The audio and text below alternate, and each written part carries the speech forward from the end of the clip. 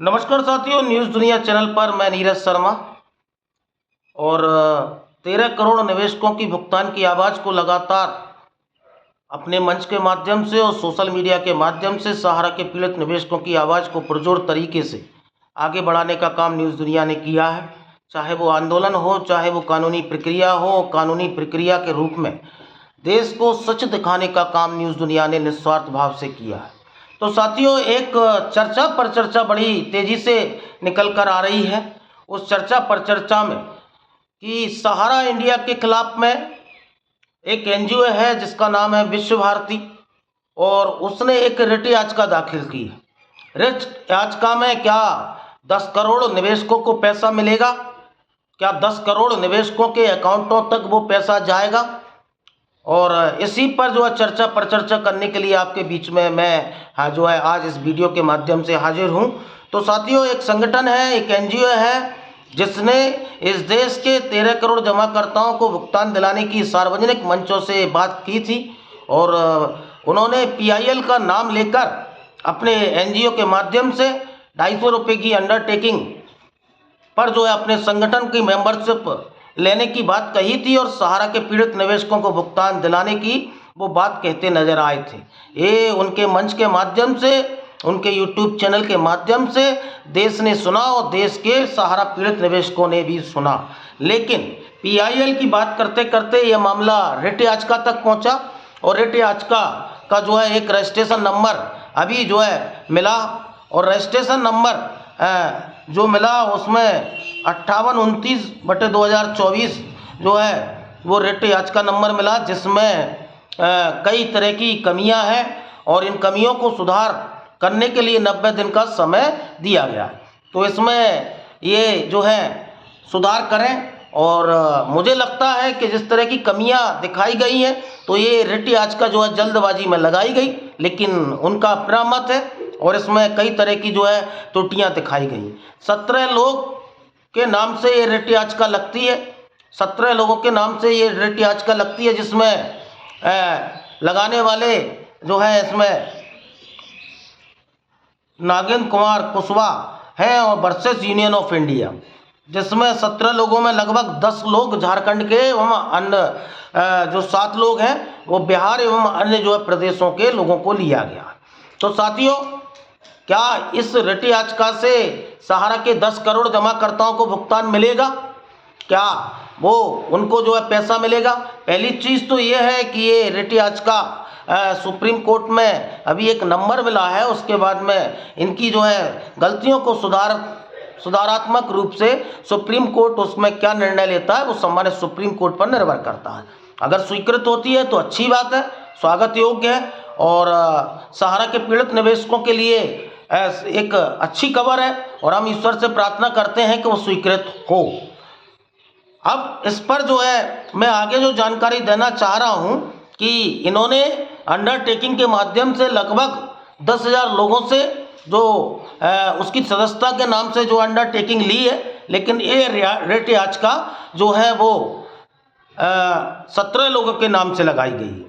तो जो रिट याचिका और पीआईएल में जो अंतर होता है, तो थोड़ा सा मैं आपको बता दूं कि जो जनहित याचिका पीआईएल होती है, कई तरह की रियायतें जो सुप्रीम कोर्ट है वो देता है, जैसे मामूली कोर्ट फीस, ज़्यादा फीस नहीं लगती, और याचिकाकर्ता को जो साबित करना होता है कि उसके जो है भार में शिथिलता होती है, त्वरित सुनवाई होती है, जांच की विस्तृत शक्ति, खास एसआईटी इन्वेस्टिगेशन टीम जो है कोर्ट जो है इन्वेस्टिगेशन टीम जो है जांच के लिए कोर्ट लागू करता है, और असाधारण शक्ति आर्टिकल 142 का जो है राहत प्रदान की जाती है।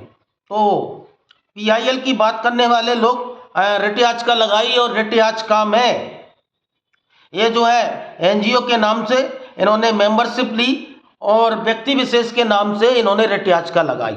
आपने देखा कि 30,000 कोर्ट में एक मामला आया, और उससे एक जमाकर्ता ने अपना भुगतान मिलने के बाद में स्वप्ना राय, ओपी श्रीवास्तव एवं अन्य अगलक सिंह जो अग्रिम जमानत याचिका के लिए गए थे, उन्होंने सेटलमेंट कर लिया।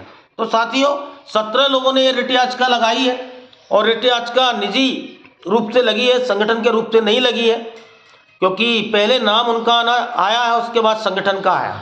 10 करोड़ लोगों की बात कर रहे हैं, लेकिन कल मैं उनका एक वीडियो देख रहा था और स्वयं उनके सचिव ये बोलते दिख रहे थे कि हमने ये रिट याचिका उन लोगों के लिए लगाई है और उन लोगों के लिए लगाई है जो आज हमारे संगठन के लोग हैं, 17 लोग हैं, और उनके लिए उनका पैसा मिल जाता है तो समझौता हम भी करते दिखेंगे। हमारा उद्देश्य तो हमारा पैसा पाना है, और हमारे जो अंडरटेकिंग देने वाले लोग हैं उनको पैसा दिलवाने की बात हम कर रहे हैं। हमने 10 करोड़ जमाकर्ताओं की ठेकेदारी नहीं ली। ये कल का वीडियो उनके मंच से प्रसारित हुआ है और उनके कई पदाधिकारी, एक जो पूर्व फ्रेंचाइजी गार्जियन है जो अंडरटेकिंग का काम देख रहे हैं, उनके मंच से ये कहते दिखे हैं कि ये 10 करोड़ जमाकर्ताओं के लिए हमने ठेकेदारी लेके नहीं रखी, हमने उन्हीं लोगों के लिए ठेकेदारी लेकर रखी है जिन्होंने हमें अंडरटेकिंग दिया है।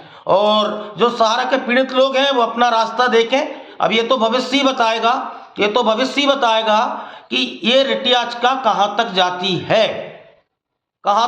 है, तो साथियों, रिट याचिका पर मैं थोड़ा सा उल्लेख कर देता हूँ। अगर रिट याचिका स्वीकृत होती है, रिट याचिका के माध्यम से अगर किसी व्यक्ति विशेष या कोई लोगों द्वारा रिट याचिका लगाई जाती है तो उसमें आप आईओ के माध्यम से आप भी जो है उसमें सुप्रीम कोर्ट में जुड़ सकते हैं। लेकिन आज जो संगठन जो सहारा के पीड़ित निवेशकों के लिए बना था, सहारा के पीड़ित निवेशकों को भुगतान की बात कर रहा था, वो आज ये कहते दिख रहा है कि 10 करोड़ लोगों का हमारे पास ठेका नहीं है, हमारे अंडरटेकिंग और हमारी संस्था लेने वाले एनजीओ के लोगों को ही हम जो है भुगतान की जवाबदेही और जिम्मेदारी ले रहे हैं। देखिए, जिम्मेदारी तो आज कोई नहीं ले सकता, और वो संबंधित सुप्रीम कोर्ट के न्यायाधीश महोदय पर और सुप्रीम कोर्ट के आदेश पर निर्भर करता है कि आगे उसमें क्या होता है। क्योंकि एक पिनाक पानी मोहंती याचिका लगाता है वो सरकार, और अटॉर्नी जनरल उस पर जो है सरकार जो है उसमें सुप्रीम कोर्ट में चली जाती है।